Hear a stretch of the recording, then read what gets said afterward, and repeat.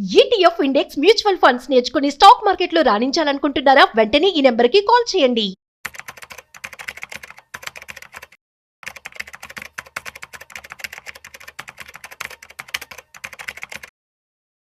Hi hello నమస్తే welcome to business buzz with Rajiv Pasupuleti on Suman TV. So 90% of retail investors ఎవరైతే options trading చేస్తున్నారో వాళ్ళు fail అవుతున్నట్లుగా కూడా రీసెంట్గా తెలుస్తుంది.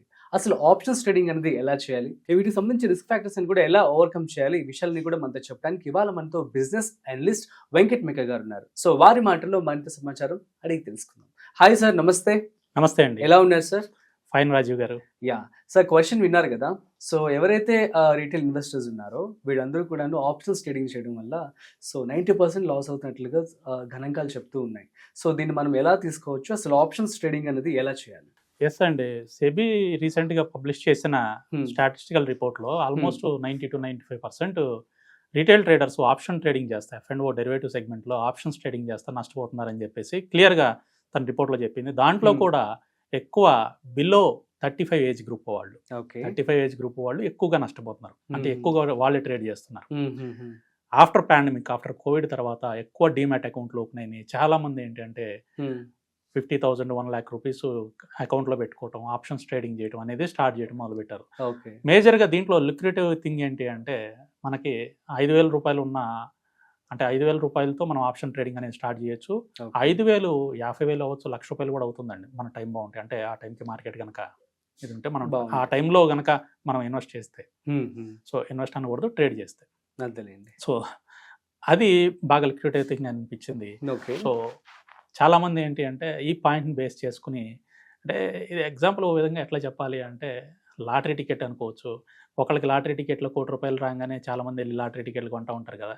సో ఆ టైప్లో అట్లా అందరూ ఆప్షన్స్ ట్రేడింగ్ అనేది స్టార్ట్ చేయడం మొదలుపెట్టారు. బట్ నేను ఈ లాటరీ అనే మాట వాడితే నెగిటివ్ కామెంట్స్ కూడా వస్తూ ఉంటాయి. సో దాన్ని పక్కన పెడితే ఎగ్జాంపుల్ కోసం చెప్పాను. సో ఈ విధంగా చేయటం వలన చాలామంది ఆప్షన్స్ ట్రేడింగ్లో లాస్ అవటం మొదలుపెట్టారు.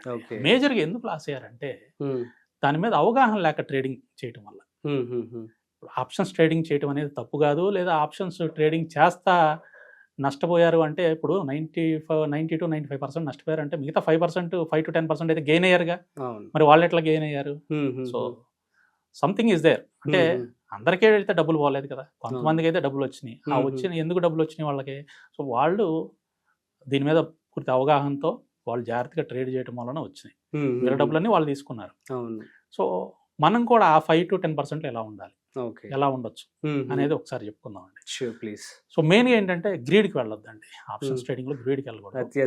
అండ్ రెండోది, ఈరోజు మనం నిఫ్టీ ఆప్షన్స్ గురించి చెప్పుకుందాం బేసికల్గా. ఎందుకంటే one of the safest instrument అండి ట్రేడింగ్ ఇన్ నిఫ్టీ. నిఫ్టీలో ట్రేడ్ చేయడం అనేది చాలా సేఫెస్ట్.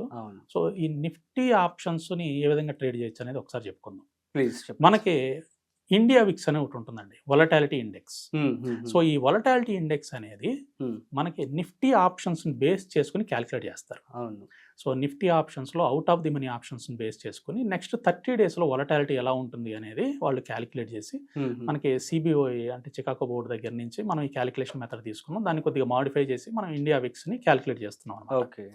సో ఈ ఇండియా విక్స్ని బేస్ చేసుకుని మనకి వొలటాలిటీ ఎలా ఉంటుందో తెలుసుకోవచ్చు. సో ఇది క్యాలిక్యులేషను నిఫ్టీ ఆప్షన్స్ నుంచి వస్తుంది. అంటే నిఫ్టీ ఆప్షన్స్, ఇండియా విక్స్ రెండు కూడా రిలేషన్షిప్లో ఉన్నట్లు ఒక విధంగా. సో ఇక్కడ మీరు జాగ్రత్తగా గమనిస్తే, ఎవరైనా సరే ఎన్ఎస్సి ఇండియా వెబ్సైట్ ఓపెన్ చేసిన తర్వాత మీరు దాంట్లో ఫ్రంట్ పేజ్లో ఫస్ట్ పేజ్లో చూసుకుంటే విక్స్ ఒక సైడ్ వెళ్తూ ఉంటుంది, నిఫ్టీ ఆపోజిట్ సైడ్లో వెళ్తూ ఉంటుంది. రెండు సేమ్ సైడ్లో ఇప్పుడు వెళ్ళవు. 99%, 1% ఇప్పుడు జరిగి ఉండొచ్చు, కానీ 99% విక్స్ పెరుగుతూ ఉంటే నిఫ్టీ పడిపోతూ ఉంటుంది, విక్స్ తగ్గుతూ ఉంటే నిఫ్టీ పెరుగుతూ ఉంటుంది. సో ఈ పాయింట్ బేస్ చేసుకుని మనం నిఫ్టీ ఆప్షన్స్ని ఎట్లా ట్రేడ్ చేయాలో చెప్పుకుందాం అండి. సో ఆప్షన్స్లో మీ అందరికీ తెలిసిందే కాల్ ఆప్షన్, పుట్ ఆప్షన్ అని రెండు ఉంటాయి. కాల్ ఆప్షన్ అంటే మనకి అండర్లయింగ్ అసెట్ పెరుగుతూ ఉంటాయి, అంటే మార్కెట్ పెరుగుతూ ఉంటే పెరిగేది కాల్ ఆప్షన్. అండర్లయింగ్ అసెట్ పడిపోతూ ఉండే, అంటే మార్కెట్ పడిపోతూ ఉంటే పెరిగేదేమో పుట్ ఆప్షన్. సో బేసిక్స్ మీకు తెలుసు, కానీ మళ్ళీ ఒకసారి చెప్తున్నాను.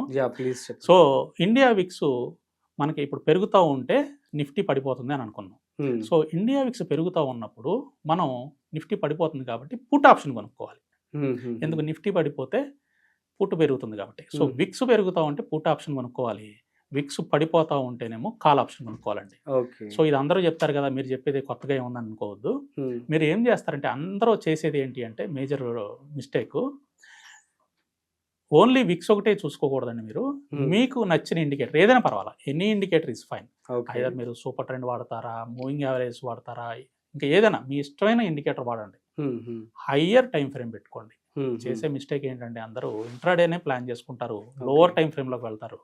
లోవర్ టైం ఫ్రేమ్లో ఈ ఇండికేటర్స్ అన్నీ కూడా కొంచెం లాస్లు ఇవ్వడానికి ఎక్కువ ప్రాబిలిటీ ఉందండి. ఇండికేటర్స్ డిజైన్ చేసిందే హయ్యర్ టైం ఫ్రేమ్లో.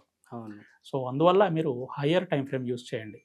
15 minutes 1 hour అట్లాంటి టైం ఫ్రేమ్ యూస్ చేయండి. ఆ టైం ఫ్రేమ్లో ఇండికేటర్ సిగ్నల్ ఇచ్చినప్పుడు, అంటే ఇండియా విక్స్లో మీకు బయింగ్ సిగ్నల్ ఇస్తే, at the same time put ఆప్షన్లో కూడా బయింగ్ సిగ్నల్ ఇస్తే, నిఫ్టీ పుట్ ఆప్షన్, కేవలం ఇది నిఫ్టీ కావండి, నిఫ్టీ పుట్ ఆప్షన్ కూడా బయింగ్ సిగ్నల్ ఇస్తే, రెండిట్లోనూ బయింగ్ సిగ్నల్ ఉంటే అప్పుడు నిఫ్టీ పుట్ ఆప్షన్ బై చేయండి. అలాగే ఇండియా విక్స్లో మీకు ఏదైనా ఇండికేటర్ సెల్ ఇస్తే, ఇండికేటర్ సెల్ చూపిస్తూ ఉంటే ఇండియా విక్స్లో, at the same time call ఆప్షన్లో బై చూపిస్తూ ఉంటే అప్పుడు కాల్ బై చేయండి. సో ఈ విధంగా హయ్యర్ టైం ఫ్రేమ్లో కనుక మీరు చేస్తే, నిఫ్టీ ఆప్షన్స్లో ఎవ్రీ మంత్ ఎండింగ్ చూసుకోండి, డే వైజ్గా ఎప్పుడు చూడద్దు, మంత్ ఎండింగ్గా చూసుకుంటే మంత్లీ మీ అకౌంట్ పాజిటివ్లోనే ఉంటుందండి. ఓకే. సో మేము ఇది ప్రాక్టికల్గా చేస్తున్నాము, చాలా మందికి చెప్తున్నాము. అంటే గ్రీడ్కి వెళ్ళొద్దు. ఇక్కడ కూడా ఇంకోటి నేను చెప్పేది ఏంటి అంటే, మీరు పొజిషన్ తీసుకున్నారు, పొజిషన్ తీసుకున్న తర్వాత మీ రిస్క్ టు రివార్డ్ చూసుకోండి. రిస్క్ టు రివార్డ్ అంటే రిస్క్, మీరు 1000 రూపాయలు రిస్క్ పెట్టుకుంటే 2000 రూపాయలు ప్రాఫిట్ రాగానే బయటకు వచ్చేయండి. అంటే 1:2 రిస్క్ టు రివార్డ్ మెయింటైన్ చేయండి. లేదు నేను మార్కెట్ ₹1,00,000 వరకు ఇస్తుందేమో, ₹1,00,000 వరకు వెయిట్ చేస్తాను అంటే, అది సంవత్సరం మొత్తం మీద ఎప్పుడు ఇలాంటి జాక్పాట్లు వస్తూ ఉంటాయండి, ₹1,00,000 రావడం అనేది. సో మిగతా రోజులన్నీ కూడా కొంచెం పెరిగి మళ్ళీ కింద పడిపోతూనే ఉంటాయి. సో మనం లాస్లు ఎక్కువ ఇదవుతూ ఉంటాం. అందువల్ల రిస్క్ టు రివార్డ్ మెయింటైన్ చేయండి. సో మీరు 1% రిస్క్ తీసుకుంటే 2% రివార్డ్ వరకు వెయిట్ చేయండి, వెంటనే బయటకు వచ్చేసేయండి. ఈ విధంగా మీరు మంత్లీ కనుక చేయగలిగితే ఎవ్రీ మంత్ మీరు కన్సిస్టెంట్గానే మీరు ప్రాఫిట్లు తీసుకోగలుగుతారు అన్నమాట. అంటే మధ్యలో స్టాప్ లాస్ హిట్ అవుతూ ఉంటే, టార్గెట్లు వస్తూ ఉంటే, మంత్ ఎండింగ్ అకౌంట్ చెప్తున్నాను, మంత్ ఎండింగ్ అకౌంట్లో మీరు ప్రాఫిట్లోనే ఉంటారు. Okay. So this is the good way to trade in Nifty options అండి. Okay, super sir, thank you so much. So audience మీ అందరికీ కూడా అర్థమైంది కదా. సో ఆప్షన్స్ ట్రేడింగ్ అని చాలా జాగ్రత్తగా చేసుకోవాలి. సో సార్ చెప్పినట్లుగా మీరు ఫాలో అయ్యి చేయండి. ఎట్ ద సేమ్ టైం మీ యొక్క ఓన్ రీసెర్చ్ కూడా చేయండి. సో మీకు ఏమైనా డౌట్స్ అయితే కామెంట్ చేయండి, మేము మీకు రిప్లై ఇస్తాము. సో మరొక స్పెషల్ కాంటెంట్తో మళ్ళీ కలుద్దాం.